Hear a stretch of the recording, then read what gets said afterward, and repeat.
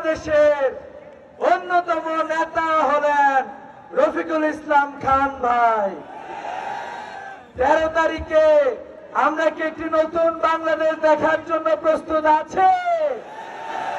সিরাজগঞ্জবাসী কি প্রস্তুত আছে?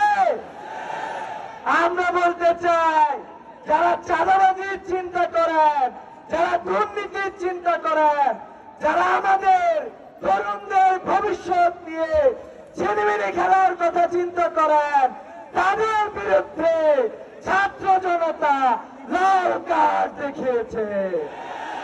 বাংলাদেশ থেকে দুর্নীতি চিরদিনের জন্য বিদায় হবে। বাংলাদেশ থেকে চাঁদাবাজি আজীবনের জন্য বিদায় হবে। বাংলাদেশ থেকে জুলুম এবং বঞ্চনা আজীবনের জন্য বিদায় হবে।